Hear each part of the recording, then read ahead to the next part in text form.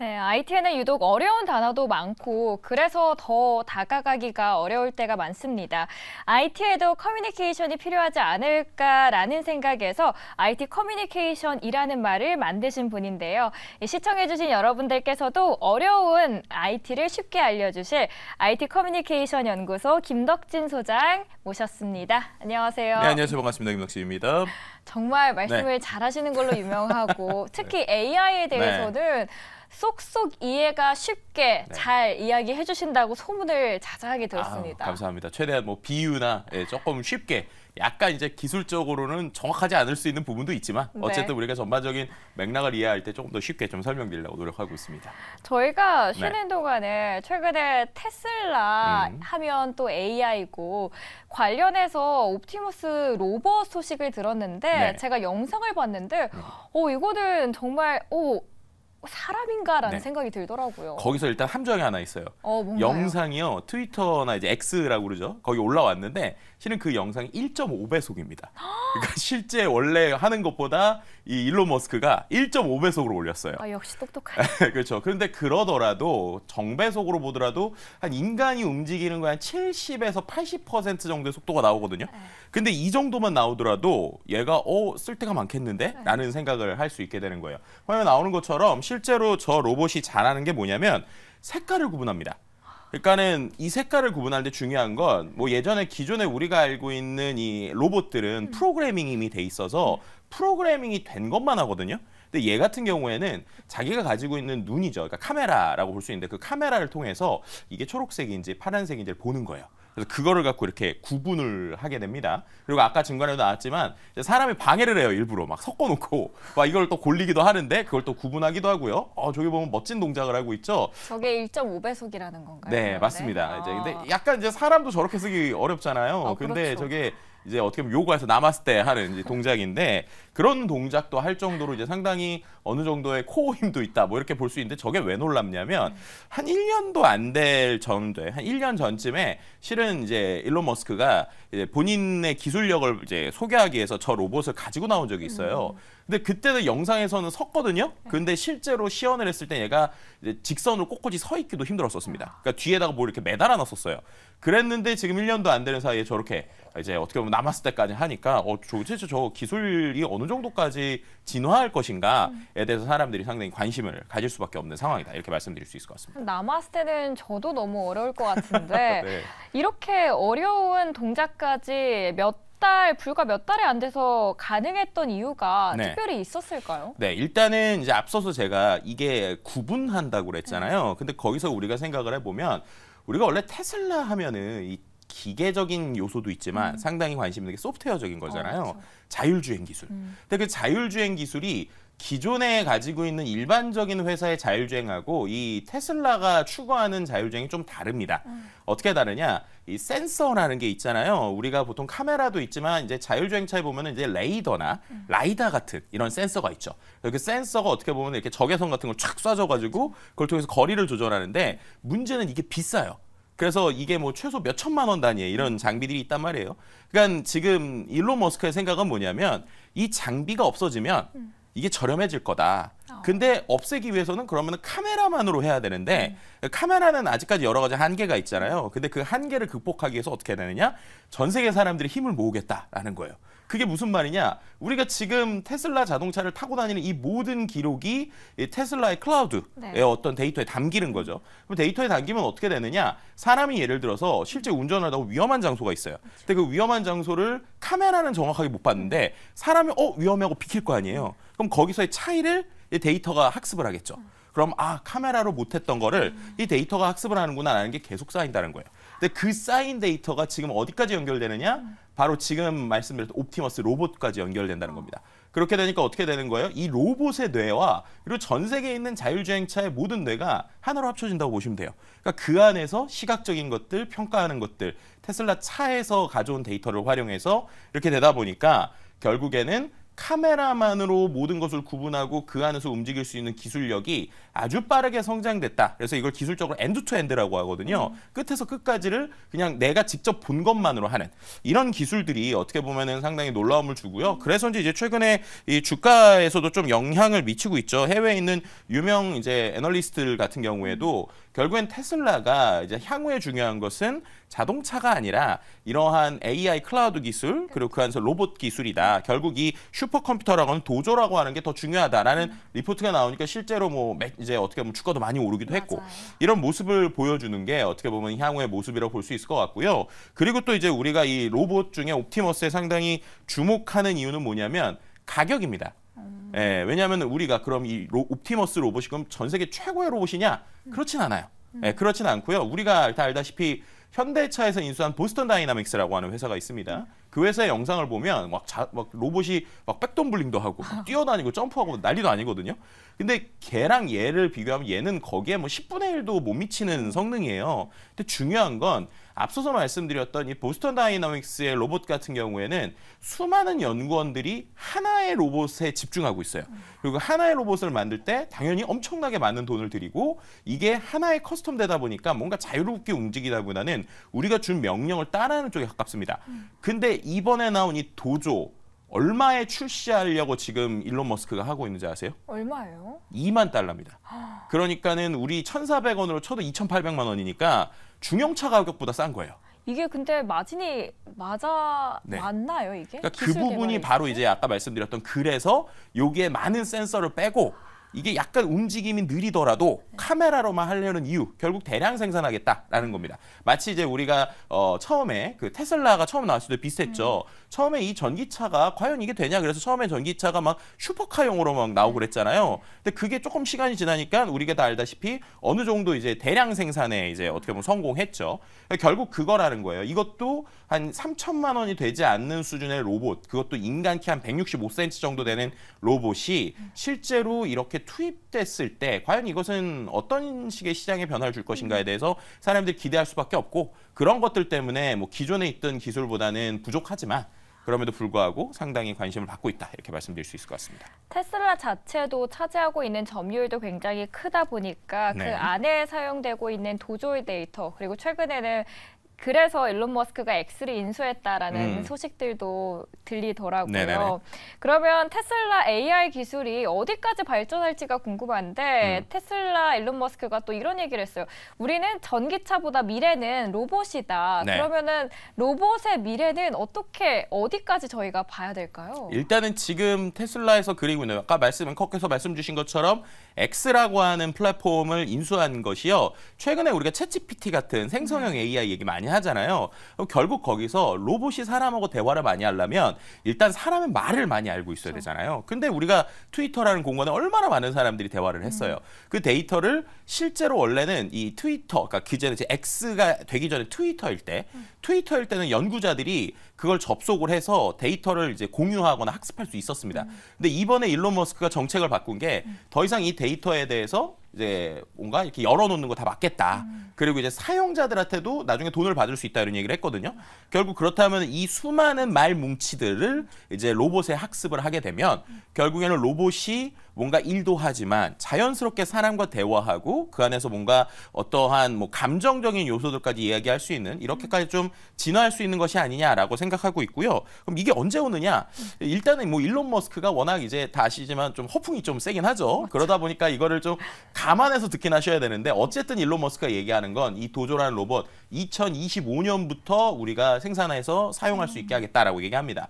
그럼 2025년이라고 해봤자 2년 남았잖아요. 그리고 나서 그럼 이거 어디다 쓸 거냐? 처음엔 집에 놓는 게 아니라 공장에 놓겠다는 거예요. 그렇게 되면 지금 테슬라의 그 공장에 지금 사람들이 있긴 있는데 아시는 분은 다 아시겠지만 실은 원래 일론 머스크가 이 테슬라 공장을 완전 무인화하려다가 한번 실패한 적이 있어요.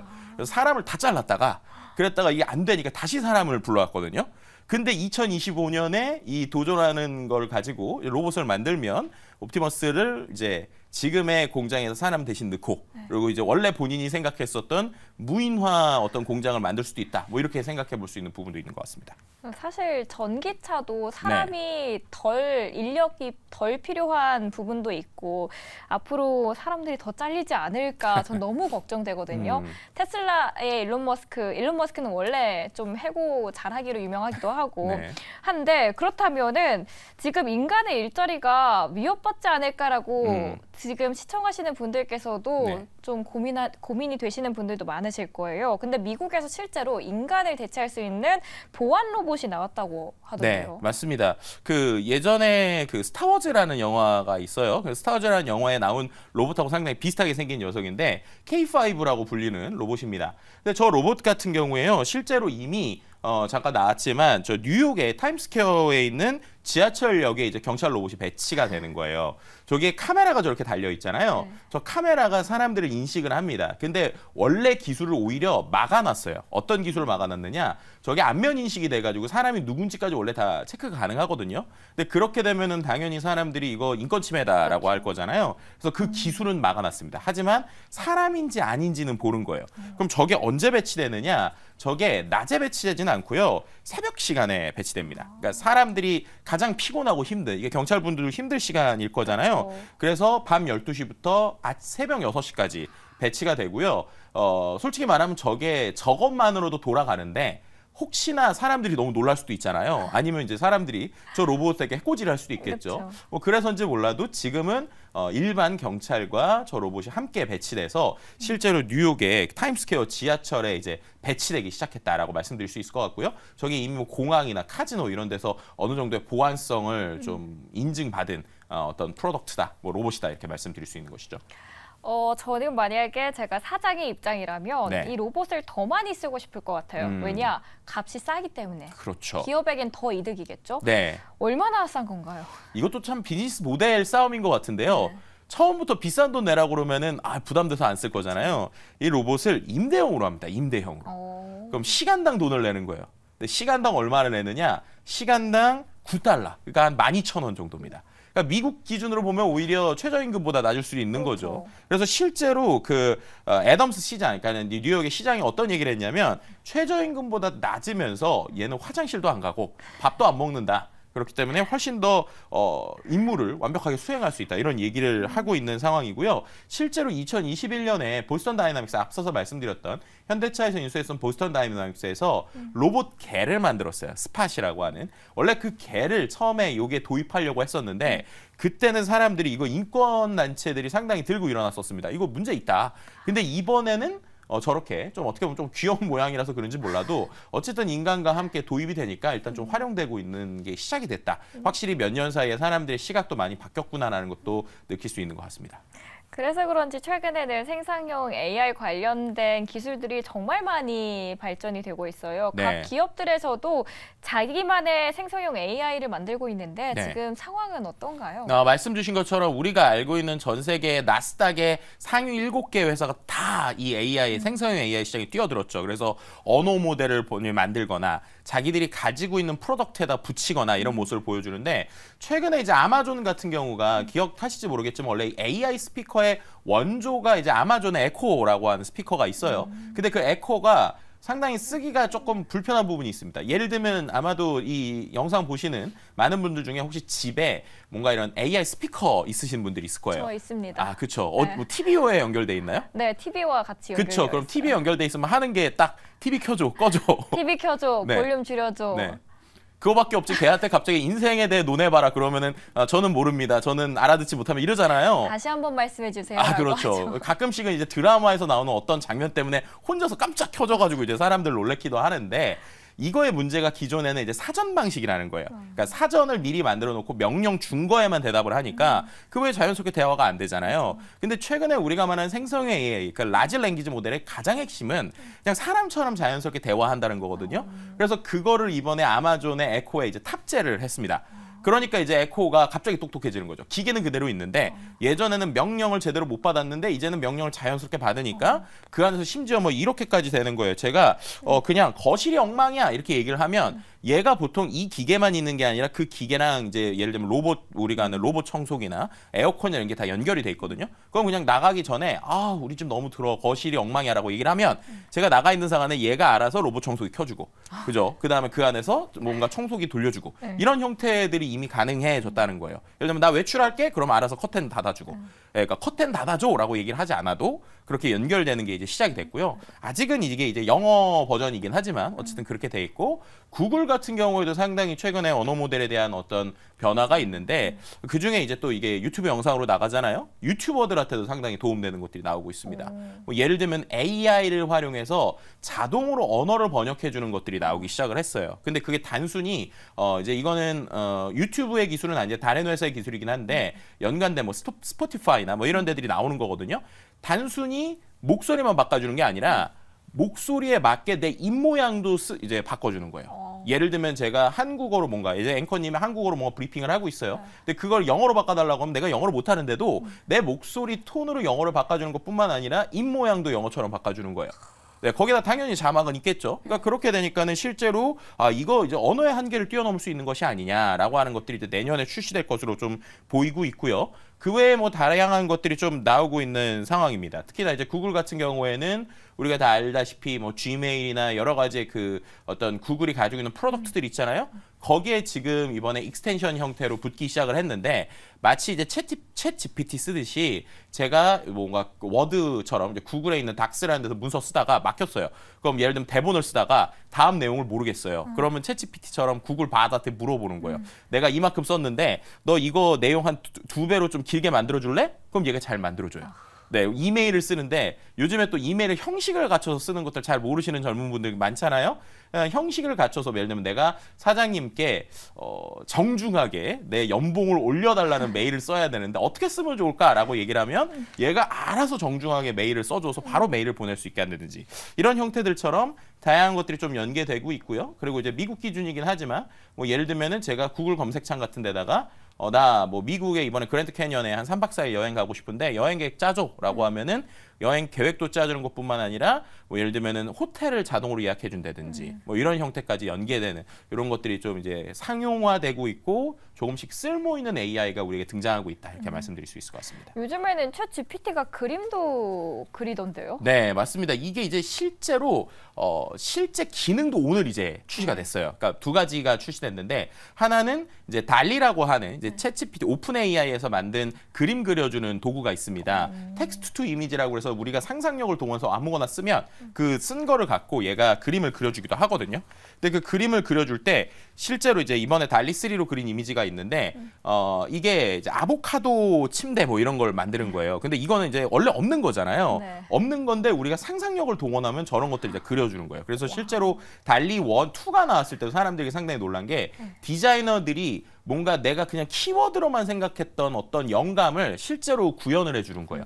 아까처럼 말씀드린 아보카도 의자라든지 이거 보면 숟가락으로 사람이 대화를 하고 있는데 이게 지금 대화를 하는 거죠. 말도 안 되는 그림 같은데 저거를 내가 어떤 상상한 한 줄의 프롬프트를 넣으면 저렇게 뚝딱 하고 그림을 그려준다는 거죠. 근데 저게 이제 예전에 외부 서비스로 있었는데 이번에 달리 3가 되면서 챗 GPT 서비스 안에 이게 들어왔습니다. 그럼 이게 어떻게 되는 거냐? 예전에는 그림 한 번 그리고 나면 그림이 별로 마음에 안 들어요. 그럼 그거에 대해서 한 번 더 제가 명령을 다시 써줘서 바꿨는데 이제 이게 챗GPT 안에 들어온다는 건 뭐냐면 제가 처음에 달리한테 이러이러한 그림을 그려줘라고 시켜요. 그럼 얘가 이렇게 그림을 그렸습니다. 그럼 그 다음에 어떻게 하면 되냐면 챗GPT한테 마음에 안 들어.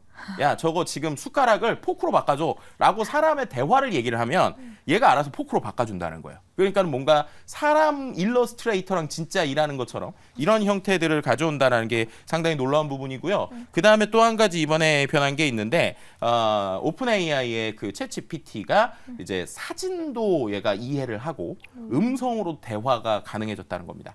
그럼 이걸 뭘 할 수 있느냐? 이 기능이 원래 베타 버전이었다가 오늘 이제 업데이트가 돼서 지금 저도 그 SNS에 나온 것들을 보고 좀 테스트를 몇 개 해봤거든요. 예를 들면 이런 거예요. 여기에 보면은 지금 장비들이 많이 있잖아요. 네. 제가 예를 들면 특정 카메라를 딱 그냥 사진을 찍어서 GPT-4, 그러니까 유료 버전에서만 되긴 합니다. 뭔가를 딱 찍어서 올린 다음에 내가 이거를 판매하고 싶은데 마케팅 전략을 짜줘라고 시키잖아요. 그럼 얘가 이 사진에 있는 게 카메라고 어떤 브랜드라는 걸 일단 인지를 해요. 그 다음에 그걸 팔기 위해서는 이러이러한 전략이 필요합니다라고 전략도 짜줍니다. 이제 이런 형태들도 있고요. 또 이제 이 아마 영상 보시는 분들은 또 주식에 관심 많으시잖아요. 특정 주가 차트를 사진으로 올려요. GPT-4한테. 그다음에 이거 분석해줘. 그럼 얘가 이걸 분석도 해줍니다. 그런 식으로 이제 실제로 우리가 이미지를 통해서 정말 AI라는 것이 마치 사람처럼 혹은 특정 전문가랑 우리가 토론하는 것처럼 대화할 수 있는 기능들이 이제 생기기 시작했다라고 하는 게 과연 이것은 우리가 어디까지 쓸 수 있을까에 대해서 그렇죠. 많은 생각을 해보게 되는 상황이라고 말씀드릴 수 지금 있습니다. 뭐 글도 써주고 그림도 그려준다라고 이야기를 했는데 사실 저희가 좋은 이야기만 했지만 그 이면에는 위협을 받는 직업들이 굉장히 많아져요. 그래서 그렇죠. 미국에서도 작가나 배우들이 파업 이야기를 계속 지속적으로 나오고 있고 뭐 일부는 해소가 되긴 했지만 그래도 배우들 같은 경우는 여전히 파업 이슈가 논쟁이 계속되고 있거든요. 네. 이 부분에 대해서는 저희가 어떻게 봐야 될까요? 말씀하신 것처럼 지금 배우와 그다음에 이 작가들의 소송이 있었는데 작가 소송은 어젠가 그제 끝났어요. 네. 근데 대부분 이제 나오고 있는 게 그럼 AI에 대해서 이제 뭐 어떻게 된 거냐라는 얘기들 많이 하시는데 결론을 말씀드리면 원래 작가 파업은 이유가 3가지 정도였거든요. 첫 번째는 이제 너무 우리가 연봉이 낮다. 그 연봉이 낮다라는 이유는 지금 OTT라고 하는 수많은 것들이 돈을 많이 버는데 우리에게 주는 게 적다. 두 번째는 거기에서 우리의 좀 권리나 여러 가지 좀 인력적인 것들에 대한 좀 층원을 해달라라는 게 있었고 세 번째가 생성형 AI입니다. 왜냐하면 얘가 대본을 너무 잘 써주니까 OTT 회사들한테 너네 이거 대본 쓸 때 챗GPT 같은 거 쓰지 말아달라 이렇게 요구를 했거든요. 근데 결론적으로 어떻게 됐냐면 돈을 늘려줬어요. 그러니까 뭐냐면 연봉을 늘려주거나 여러 가지를 했는데 그러면 챗GPT 같은 생성형 AI를 못 쓰게 했느냐? 그렇지 않습니다. 사용할 수 있게 해줬어요. 그리고 학습에 대해서도 지금까지 만든 대본들 쓸 수 있게 해줬거든요. 단 어떻게 했느냐? 작가들한테 그러면은 그런 걸 써서 너네가 작품을 만들더라도 돈을 줄게. 그러니까 결국엔 AI를 쓰더라도 비용을 인정해주겠다. AI를 하나의 도구처럼 쓰겠다라고 인정을 해준 거거든요. 그래서 그 부분에 있어서는 작가 조합에서 어떻게 보면 이제 본인들의 권리를 찾았다라고도 할 수 있지만 2, 3년 있다가는 또 어떻게 될지 모르죠. 그렇죠. 왜냐하면 계속적으로 AI는 똑똑해질 거니까요. 왜냐하면 데이터를 주기로 협정을 했으니까. 두 번째 배우 같은 경우는 좀 문제가 있어요. 왜냐하면 어떤 문제가 있냐면 배우들에 대해서 지금 어떻게 하고 있느냐. 쉽게 말하면 앵커님을 한번 이 AI 카메라로 싹 다 360도를 찍는 거예요. 그 다음에 실제로 제가 이제는 앵커님을 안 부르고 제가 이 대본을 그냥 그 툴에다 넣습니다. 그렇게 되면 앵커님이 실제 사람이 아니고 거기에 이제 있는 AI가 읽어주고 하는 거예요. 그리고 심지어 그거를 이번에 이제 원래 그 대형 그 엔터테이너 회사들이 이제 그 배우들한테 요청한 게 우리가 원할 때는 언제든 너를 그냥 허락받지 않고도 예를 들면은 단역으로 필요할 때 단역 배우를 한 100명이 필요해요. 그럼 단역 배우를 실제로 쓰는 게 아니라 미리 만들어 놓은 마치 게임 아이템이나 게임 에셋처럼 그냥 갖다 쓰겠다는 거예요. 그럼 이렇게 했을 때 실제 배우들의 당연히 어떤 위치가 문제가 생길 수 있잖아요. 그래서 그 부분은 여전히 지금 논쟁 중이다라고 말씀드릴 수 있을 것 같습니다. 네, 그래서 그런지 최근에 제가 한번 서칭을 해봤는데 네. 인간이 사라진다라는 책을 쓰셨더라고요. 이제 지워진다입니다. 지워진다. 어쨌든, 네. 죄송합니다. 사라지진 않아요. 왜냐하면 인간이 사라지면 큰일 납니다. 아니, 제가 네. 왜 이거 헷갈렸냐면 네. 인간이 지워진다인데 제가 네. 책을 쭉 좀 읽어봤거든요. 네. 근데 인간이 오히려 더 선명해진다라는 이야기를 하고 싶었다라고 네. 하셨더라고요. 네네네네. 죄송합니다. 아닙니다. 인간이 지워진다. 네, 인간이 사라지면 이제 세상이 큰일 나고요. 네, 지워진다는 얘기는 이제 아까 말씀드린 그런 네. 것 같아요. 결국에는 AI라고 하는 게 하나의 도구거든요. 근데 우리가 하는 일을 냉정하게 나눠보면 2가지입니다. 그러니까 내가 도구적인 인간일 수가 있어요. 혹은 두 번째는 그 도구들을 활용해서 뭔가를 하는 사람일 수도 있습니다. 왜냐하면 어떤 회사에서도 사람들을 도구처럼 잘 쓰는 사람이 있고 그리고 내가 하는 일이 정말 의미 있는 일이 아니라 그냥 월급 벌기 위해서 그냥 내가 그냥 그렇게 하진 않은 게 있거든요. 근데 이 2가지로 봤을 때 참 안타깝지만 후자의 직업들이 계속적으로 AI에 대체될 가능성이 높다는 거예요. 왜냐하면은 그렇게 뭔가를 도구를 잘 쓰고 부릴 줄 아는 사람들이 사람 대신 AI를 쓸 수 있다라는 것이거든요. 그래서 그런 부분에 있어서 우리의 일이라고 하는 것이 무엇인가, 또 그 안에서 우리가 조금 더 이런 도구들과 함께 생존할 수 있는 방법이 무엇일까, 이런 고민들을 좀 요즘에 많이 하고 있다, 뭐 이렇게 말씀드릴 수 있을 것 같습니다. 사실 제가 질문 드리고 싶은 이야기들이 정말 많거든요. 네. 근데 시간이 너무 짧아서 네. 이만 여기서 마치도록 할게요. 네. AI 안에서 어떻게 저희가 파악을 해야 되고 그리고 정말 알기 쉽게 설명을 해주셨습니다. 이 시간 함께해 주신 분은 김덕진 소장님이었습니다. 오늘 늦은 시간까지 감사합니다. 네, 감사합니다.